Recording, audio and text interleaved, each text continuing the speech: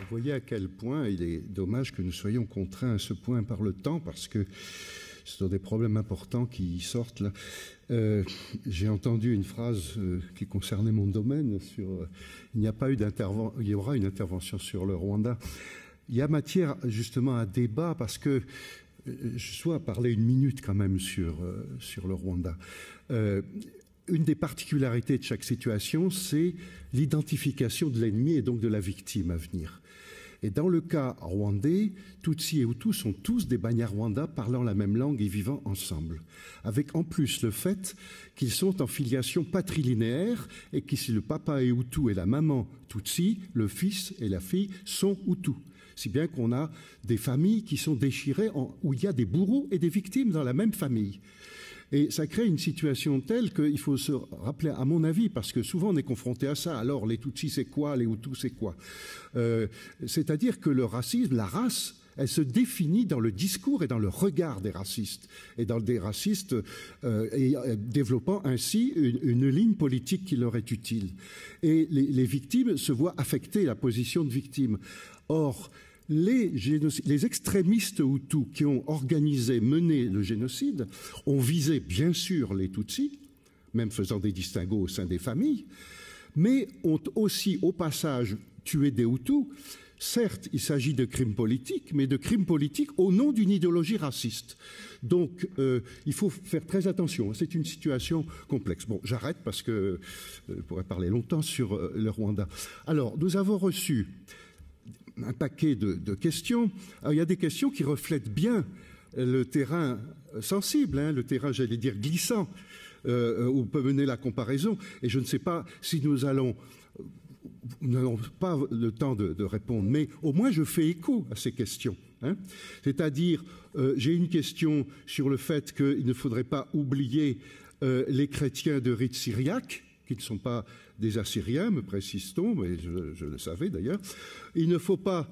on nous parle aussi des... c'est tout à fait différent, mais je vais en rester attendez. Oui, il y a une autre question proposant, donc, au lieu de dire génocide des Arméniens, on dit génocide des chrétiens. Je vous livre les questions qui sont arrivées. Alors, on évoque les massacres, les camps. On retrouve l'image des camps de Staline. J'ai une question qui est intéressante, c'est vrai, on aurait pu prévoir une séance, une intervention là-dessus, sur le génocide des Herero au sud-ouest africain en 1904-1905. La question, je ne sais pas pourquoi, s'adresse à M. Chalère, mais donc on enregistre cette question. On n'a pas le temps de répondre, mais c'est une vraie question. Et du coup, cela m'amène à parler de deux questions, de Claire Mouradian, pour ne pas la citer, qui me semblent intéressantes, et notamment cette question sur... Quand on fait la comparaison, et c'est ce qu'a déjà suggéré Dominique Chalère, je pense, penser aux filières, aux circulations d'idéologie en amont et puis en aval au regard en miroir, qui sont déjà préparatoires dans la réalité, dans le vécu des comparaisons. Bon, il y a d'autres questions sur... Je ne peux pas toutes les énumérer. Au fond, il y a une question sur... Moi, je ne suis pas spécialiste de l'Arménie, donc le fait que Talab Pacha a résidé en Allemagne, donc le quid du silence allemand. Et je pense qu'il y a aussi une autre question. Ah oui, toujours à M. Chalère, vous êtes vraiment ciblé par beaucoup de questions. Quand vous avez parlé de l'irrationalité, enfin, d'un regard sur l'irrationalité nazie qui se distinguerait de la rationalité des autres génocidaires. Et puis deux questions en anglais que je vous ai soumises. Alors, rapidement, est-ce que vous pouvez réagir aux questions qui vous sont posées? Pardon. Merci beaucoup. Vous avez tous raison, certainement. Yes, I want to talk about intentionalism. Oui, pour parler de l'intentionnalité, bien sûr, je n'ai pas dit que cette idéologie intentionnelle ne jouait pas un rôle Au contraire, c'est central au cœur même du génocide. Mais si nous voulons comprendre et étudier le génocide, si on n'utilise que l'idéologie, on ne pourra pas vraiment comprendre tout le processus génocidaire. Parce que l'intention de tuer, l'intention de détruire, exprimée, est là, mais quelles sont les étapes nécessaires? Qu'est-ce qui est fait, en fait, pour mettre en œuvre ces plans? Dans tous les cas, dans toutes les affaires que j'ai étudiées, ce n'était jamais une méthode descendante, top-down. Non, c'était beaucoup plus complexe. Donc, il y a des idéologies, c'est vrai, c'est une condition préalable. Et par la suite, il faut regarder qu'est-ce qui déclenche, en fait, la tuerie. Moi, j'avais une question aussi, mais c'était plutôt le contraire. Si le génocide n'a pas d'intentionnalité, ce n'est pas un génocide, n'est-ce pas? Yes, of course. Non, bien sûr. Encore une fois, vous avez raison. Bien sûr, vous avez raison. Encore une fois, il dit il faut cette intentionnalité. C'est très intéressant. J'ai travaillé sur Herero aussi, donc c'est très intéressant. Roger Smith, je me souviens que vous avez parlé donc du génocide arménien dans votre présentation en tant que premier génocide moderne, entre guillemets. Parfois, on parle du premier génocide du XXe siècle. C'est une étiquette. Bon, comme s'il y avait une hiérarchie entre les génocides, mais ce sont des choses qui sont dites depuis très longtemps, pas forcément par les Arméniens eux-mêmes, mais on dit souvent que le génocide arménien était le génocide laissé de côté, oublié, et maintenant on dit que c'était le premier génocide du XXe siècle après Herero.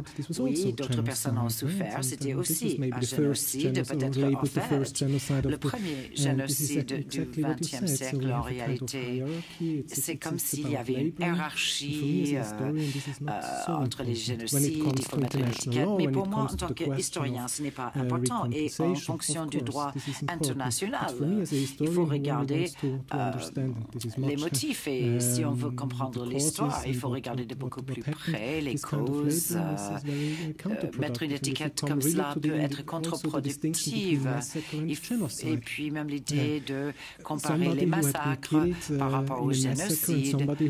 Quelqu'un tué dans un massacre et quelqu'un tué lors d'un événement reconnu comme génocide. Est-ce que lui, il est plus important en tant que victime que l'autre? Mais bien sûr que non. Donc il faut arrêter avec cette logique de étiqueter tout, mettre tout en catégorie, hiérarchiser ces catégories. Il faut essayer de comprendre pourquoi cela est arrivé et prévenir cela à l'avenir pour que ça n'arrive plus jamais. Oui, j'ajouterais que ce langage est aussi lié à une autre idée prominente, c'est-à-dire que le génocide arménien est un prototype des génocides ultérieurs. Alors un prototype peut être deux choses. Premièrement, un modèle. Donc, est-ce que le génocide arménien a influencé d'autres génocides et d'autres méthodes utilisées par les bourreaux? Ils ont utilisé peut-être le génocide arménien comme modèle. Franchement, je ne sais pas si c'est vrai. Peut-être qu'on pourrait trouver des exemples de discours ou quelque chose comme ça, mais l'autre argument, c'est qu'il y a toute une série de génocides, des caractéristiques qui reviennent à chaque fois. Robert Nelson, par exemple, disait que le génocide arménien était un prototype pour les génocides par la suite, parce qu'il n'y avait pas beaucoup de technologie utilisée, ni pour les Arméniens, ni pour les Juifs lors de la Shoah. C'était une question nationaliste et non pas raciale, bien que, et aussi que c'était limité dans ses buts. C'est-à-dire, cet auteur dit que l'intention de la Shoah était de tuer tous les Juifs à travers le monde entier et non pas uniquement en Europe. Donc Nelson, avec son idée de prototype, s'est fait connaître, mais je pense qu'il a tort dans la plupart de ses arguments par rapport à ce modèle ou prototype. Donc c'est extrêmement complexe. Je n'avais jamais utilisé moi-même cette notion de premier génocide moderne. Je ne sais même pas ce que cela veut dire, mais je sais qu'il y a des collègues qui parlent de cela. Ce n'est que mon opinion personnelle. Je sais qu'il y a certaines personnes qui ont cette position, que c'était le premier génocide moderne. Mais c'est sûr que tout cela est extrêmement complexe.